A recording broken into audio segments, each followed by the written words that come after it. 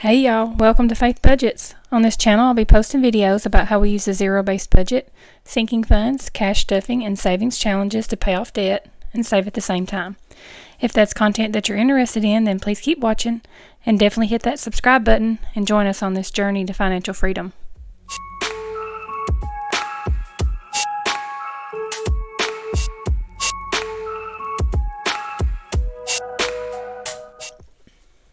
Hey guys, welcome back to my channel. We're going to do a budget with me for the fourth paycheck in January. We have 5 paychecks, but because we're on a magic month for us, my husband and I both get paid bi-weekly, but we're on opposite payrolls, so I get paid every other Thursday. He gets paid every other Friday, so we do a weekly zero-based budget after we map it out for the month. So we always map it out for the month first and do an estimated guess, of how much we're going to bring in, because sometimes our income is more if we have overtime. So I've been trying to do better this year by planning out our month based on only our base pay, not trying to add any extra, for our, guessing how much overtime we're going to make or whatever. So I'm doing a little bit better with that this year. So we are going to plan it out like that, and then each week, whenever we know how much we made, I'll do this weekly budget. That's what this is, the budget with me for each week. So it changes from week to week. We don't know how much we're going to make, so we're just going to budget on our base pay. But if you're new, welcome. My name's Holly. My husband and I are in our, I guess late 40s now. My husband just turned 48, and I'm 46. So we have grown. My oldest son he'll be 20.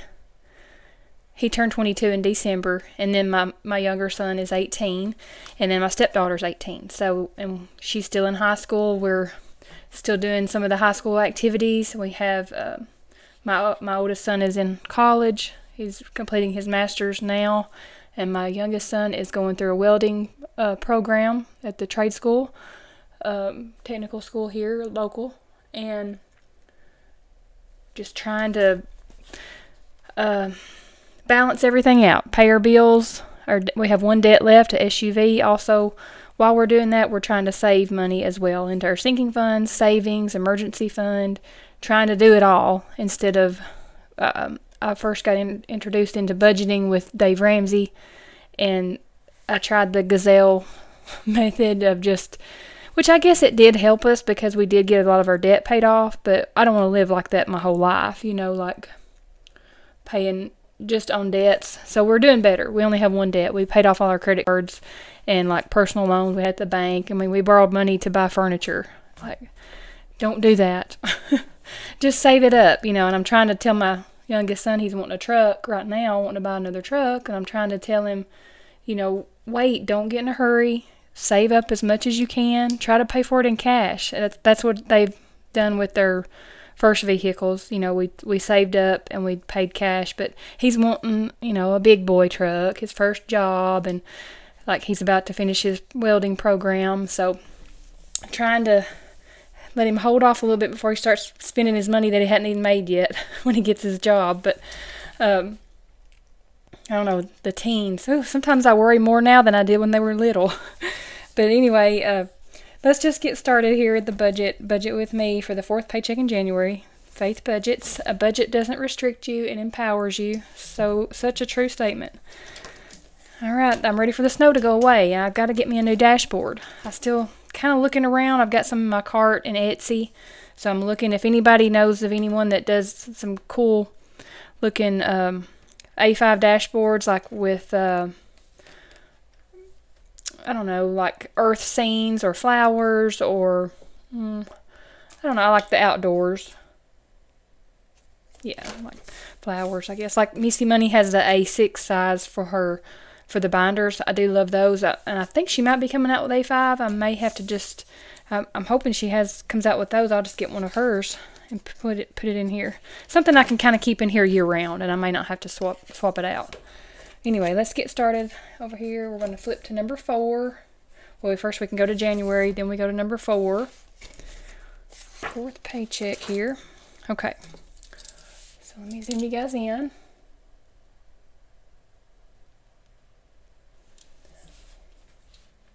Okay.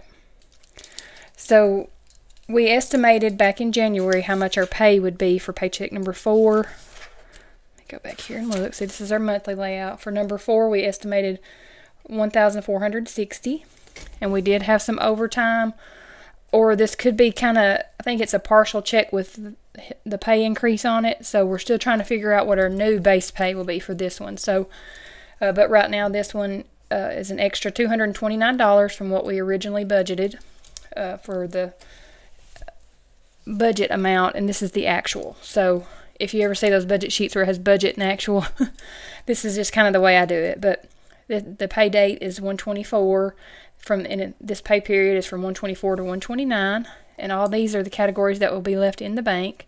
I set aside $200 for my SUV payment. A cushion is $20. Verizon is $245. Apple Music $19. Hulu $33, and Instinct $10. And that's a kind of a combo. I think I had another thing that was due about the same time as that, so I just bundled it all together and made it a 10. Anyway, the total is $527 for that. And then we move over here to the wallet. This is our variable expenses that I keep in my wallet. I actually have envelopes in my wallet for each of these categories, and we spend out of them. So we have groceries $280, gas $160, eating out $60, giving $45, shopping $40, meds $35, miscellaneous $40, kids activities $40, and then hubby is $150. And then here's all the denominations here for what I want to get my cash out, and the totals down here.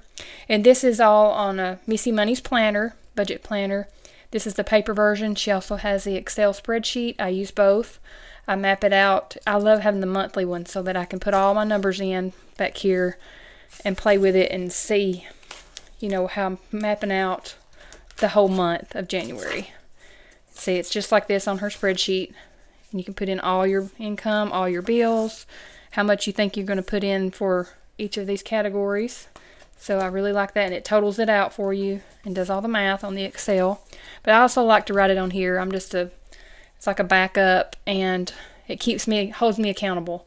I'm in my budget more, and just an easy reference to come back to. And also I use these sheets here when I'm doing my cash stuffing to refer to see what denominations I selected for each sinking fund or category.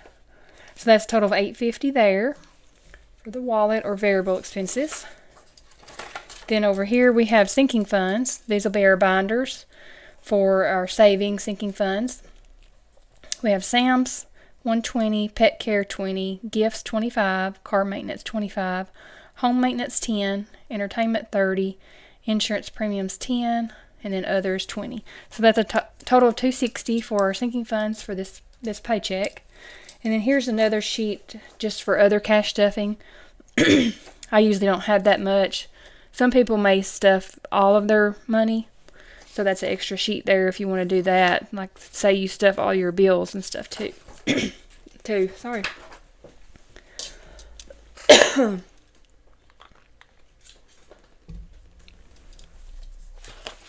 Okay, so here we have savings challenges. This is the fun part. This is what I look forward to every week. I'm doing 5 of these. These are from Missy Money.